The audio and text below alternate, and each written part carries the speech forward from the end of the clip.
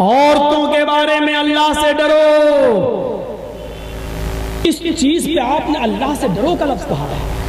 فاتقوا اللہ فی النساء. لوگوں عورتوں کے سلسلے میں اللہ سے ڈرنا تو ان چیزوں میں بھی ہے، لیکن عورتوں کے لیے ڈرو کا لفظ باقاعدہ استعمال کیا. فاتقوا اللہ فی النساء. عورتوں کے بارے میں اللہ سے ڈرنا. کیا تھا اخلاق نبی کا ان عورتوں کے ساتھ؟ آپ نے فرمایا فَإِنَّكُمْ أَخَذْتُمُوهُنَّ بِكَلِمَةِ اللَّهِ بِأَمَانِ اللَّهِ. تم نے ان کو اللہ کی امان میں لیا ہے. کیا ہے یہ عورتیں؟ ایک باپ اپنی بیٹی کو پال پوس کر آپ کو دے دیتا ہے. یہ اللہ کی امانت ہے جو اس نے تمہارے حوالے کر دی. اب اس کو نہیں معلوم کہ میری بیٹی کا فیوچر تمہارے گھر میں کیسا ہوگا. اس نے تو تمہارے خاندان کو دیکھا، کچھ بھروسہ کر کے اپنی بیٹی کو بیاہ دیا. اب اس کو نہیں معلوم کہ تمہارے بیٹے کا اخلاق کیسا ہے، یہ اس کے ساتھ کیسا سلوک کرے گا.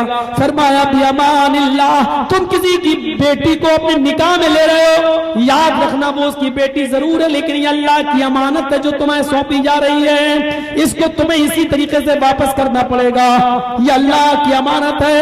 قیامت کے دن تم اپنی اس بیوی پر ظلم و زیادتی کرو، اور بیوی بیچاری جب بچوں کی اماں بن جائے تو طلاق کے ڈر سے اپنی شکایت اپنے ماں باپ سے نہ کرتی ہو اور چھپا جاتی ہو، تکلیفیں برداشت کر لیتی ہو اور اپنے ماں باپ کو اپنی سسرال کی تکلیفیں نہ بتاتی ہو. یہاں تم چھپا لوگے، لیکن یہ اللہ کی امانت ہے جو اس نے تمہیں سونپی ہے. قیامت کے دن تمہیں ایک ایک چیز کا حساب دینا ہوگا. وَاسْتَحْلَلْتُمْ فُرُوجَهُنَّ بِكَلِمَةِ اللَّهِ. تم نے ان عورتوں کی شرم گاہوں کو اپنے اوپر صرف اللہ کے کلمے کے ذریعے حلال کیا ہے. نسل انسانی کو بڑھانے کے لیے، امت محمدیہ کی کثرت کو بڑھانے کے لیے اللہ نے ان کی شرم گاہوں کو تمہارے اوپر اپنے کلمے کے ذریعے حلال قرار دیا ہے. دیکھو اس کا ناجائز استعمال مت کرنا. ان عورتوں کی بھی ذمہ داری ہے اور تمہاری بھی کچھ ذمہ داری ہے. تمہاری ذمہ داری ان عورتوں کے اوپر یہ ہے اللہ فروشکم کہ یہ تمہارے بستروں پر کسی غیر مرد کو نہ آنے دے جس کو تم ناپسند کرتے ہو. میری ماں اور میری بہنوں، مرد کے لیے وہ دن سب سے بڑا ذلت کا دن ہوتا ہے، اور مرد کے لیے سب سے بڑی تکلیف کا دن وہ دن ہوتا ہے جس دن وہ اپنی آنکھ سے اپنے بستر پر اپنی بیوی کو کسی غیر مرد کے ساتھ دیکھتا ہے. اس لیے محمد رسول اللہ صلی اللہ علیہ وسلم نے عورتوں تمہیں نصیحت کی ہے. میری بہنوں، میری قوم کی بیٹی ہو، محمد رسول اللہ نے تمہیں نصیحت فرمائی ہے یہ موقع تم اپنے شوہروں کو کبھی مت دینا.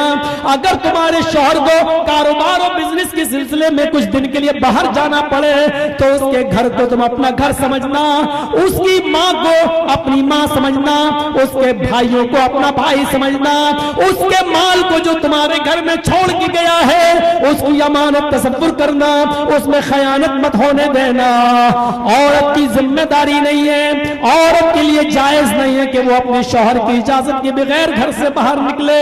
یہاں تک کہ اگر عورت کے کان میں یہ میسج، یہ خبر آ جائے تیرا باپ مر گیا، تیرے باپ کا انتقال ہو گیا، شوہر اگر اجازت نہیں دیتا تو بیوی بغیر شوہر کی اجازت کے اپنے گھر سے اپنے باپ کے جنازے میں بھی شریک نہیں ہو سکتی ہے، اپنے باپ کا مرا ہوا چہرہ بھی نہیں دیکھ سکتی ہے.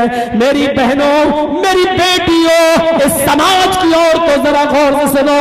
یہ اللہ تعالیٰ نے مقام و مرتبہ عورت کو، مرد کو دیا ہے. الرجال قوامون علی النساء، مردوں کو حاکم بنایا ہے اس لیے کہ وہ کماتا ہے، تمہیں اور تمہارے بچوں کو کما کر کھلاتا ہے، لاتا ہے، دن بھر محنت کرتا ہے، مزدوری کرتا ہے. اس لیے وہ چاہتا ہے کہ جب میں تھکا ہارا اپنے بستر پہ جاؤں تو میری بیوی مجھے جسمانی سکون دے، میری تھکاوٹ کو اور میری تکان کو مٹائے. اس مرد کے سارے سکون زہر میں مل جاتے ہیں جب وہ اپنے گھر میں تشریف لاتا ہے اور اپنی عورت کو کسی غیر مرد کی باہوں میں دیکھتا ہے. اس کی ساری تکان اور بڑھ جاتی ہے، ذہنی طور پر وہ پریشان ہو جاتا ہے. محمد رسول اللہ صلی اللہ علیہ وسلم نے میری ماں بہنوں اسی طرف اشارہ کیا ہے. اللہ یؤتین فروشکم، اپنے بستر کو کسی ایسے مرد سے مت ردوانا، اس کو ایسے مرد سے مت مسلوانا جس کو تمہارا شوہر ناپسند کرتا ہے، یعنی غیر مرد کو اپنے بستر پہ مت آنے دینا.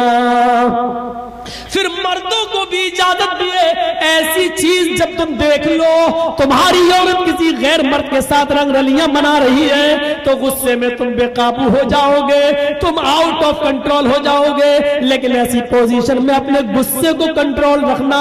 فَضْرِبُوهُنَّ ضَرْبًا، تمہیں اپنی بیوی کو مارنے کی اجازت دی جاتی ہے، لیکن غصے میں اتنا بے قابو مت ہو جانا کہ اس کی کھال ادھیڑ دو، اس کی چمڑی ادھیڑ دو اور جانوروں کی طرح اس کو پیٹو۔ جب تم اپنی بیوی کو رنگے ہاتھ پکڑ لو تو ہلکی مار مارو، لیکن ایسی مار مت مارنا جو نشان بنا دے، اس کے گال پر تھپڑ مت مارنا، غیر مبرح، ہلکی سی مار ہونی چاہیے، تکلیف دینے والی نہیں، بس ہلکی سی چوٹ ہونی چاہیے، لیکن نشان والی اور زخم والی چوٹ نہیں ہونی چاہیے۔ فَضْرِبُوهُنَّ ضَرْبًا، ہلکی مار مارو، غیر مبرح، جو نشان نہ بنائے۔ یہ مردوں کو حکم دیا۔